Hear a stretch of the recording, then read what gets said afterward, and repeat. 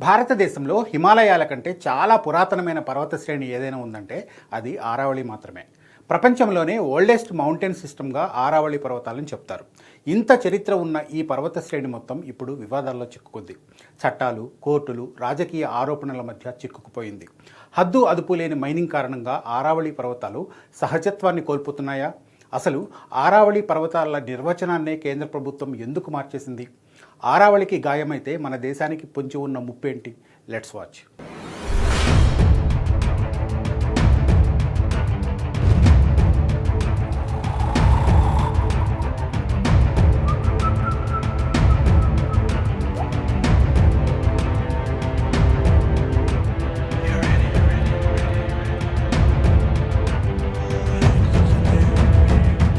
ప్రకృతి ఒడిలో వందల కిలోమీటర్ల ప్రయాణం, ఎన్నో జీవనదులకు జన్మస్థలం, విలువైన ఖనిజ సంపదకు మూల కేంద్రం.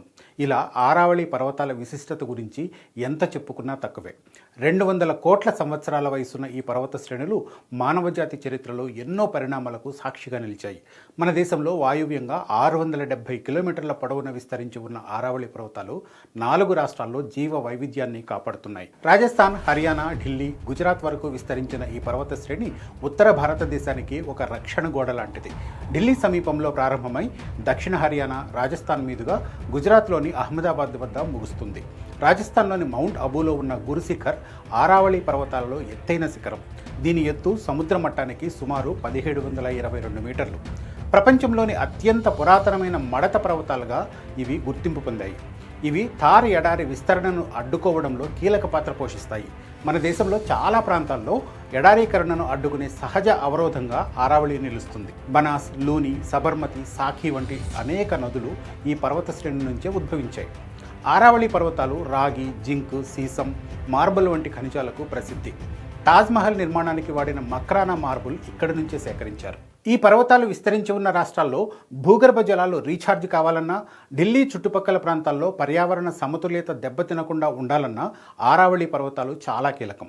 సహజత్వానికి భిన్నంగా ఈ పర్వత శ్రేణుల్లో ఎలాంటి మార్పులు జరిగినా అది కలిగించే నష్టం తీవ్ర స్థాయిలో ఉంటుంది. ఇంత గొప్ప చరిత్ర ఉన్న ఆరావళి పర్వతాల నిర్వచనాన్ని మార్చడంపై వివాదం ముసురుకుంది.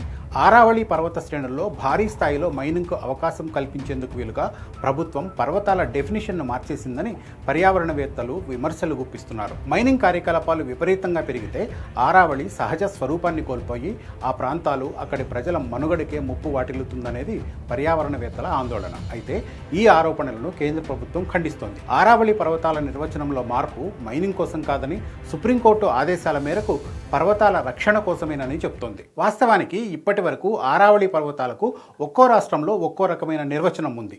ఒక రాష్ట్రం మైనింగ్ను నిషేధిస్తే మరో రాష్ట్రం అనుమతించింది. కొన్ని రాష్ట్రాలు మైనింగ్ మాఫియాకు అనుకూలంగా వ్యవహరించాయన్న విమర్శలు కూడా ఉన్నాయి.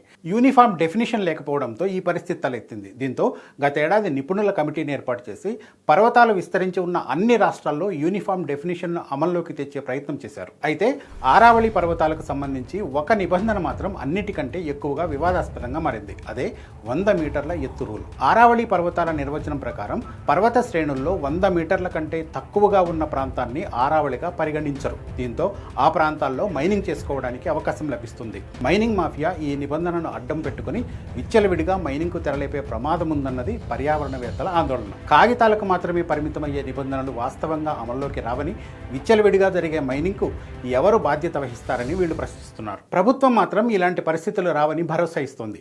మైనింగ్పై ఆంక్షలు కేవలం కొండ శిఖర భాగాలకు మాత్రమే పరిమితం కాదని, మొత్తం పర్వత శ్రేణులకు వర్తిస్తుందని చెబుతోంది. 100 మీటర్ల కంటే తక్కువ ఎత్తు ఉన్న ప్రాంతం అసలు మైనింగ్కు పనికిరాదన్నది ప్రభుత్వ వాదన. పైగా టైగర్ రిజర్వులు, వన్యప్రాణి సంరక్షణ కేంద్రాలు, వెట్ ల్యాండ్స్, జీవ వైవిధ్యానికి కీలకమైన కోర్ ఏరియాల్లో మైనింగ్ జరగదని చెబుతోంది. ఆరావళి నిర్వచనం మార్పు కారణంగా మైనింగ్ నిషేధించిన ప్రాంతాలపై ఎలాంటి ప్రభావం ఉండదన్నది కేంద్రం గట్టిగా చెబుతున్న మాట. ప్రస్తుతానికి కొత్త మైనింగ్ లీజులపై సుప్రీంకోర్టు స్టే కొనసాగుతోంది. అక్రమ మైనింగ్ కేసులను కూడా విచారిస్తోంది. మొత్తం ఆరావళి ప్రాంతానికి సమగ్ర సస్టైనబుల్ మైనింగ్ ప్లాన్ తయారు చేయాలని గతంలోనే ఆదేశించింది.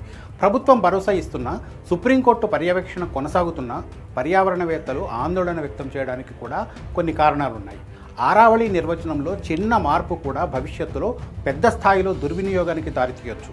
చట్టాలు కాగితాలపై బలంగా ఉన్నా అమలు బలహీనంగా ఉంటే పూడ్చలేని స్థాయిలో నష్టం జరగవచ్చు. ఒక్కసారి పర్వతాలు నాశనమైతే భవిష్యత్ తరాల జీవనం సమస్యగా మారిపోతుంది. అందుకే మొత్తం ఆరావళి పర్వత శ్రేణుల్లో 0.19% మాత్రమే అధికారికంగా మైనింగ్ జరుగుతున్నా పర్యావరణవేత్తలు ఆందోళన చెందుతున్నారు. ఎందుకంటే ఒక్కసారి విధ్వంసం మొదలైన తర్వాత వినాశనమే తప్ప ఆరావళికి మళ్ళీ జీవం పోయలేం. అందుకే ఆరావళిని రక్షించుకోవడం మనందరి బాధ్యత.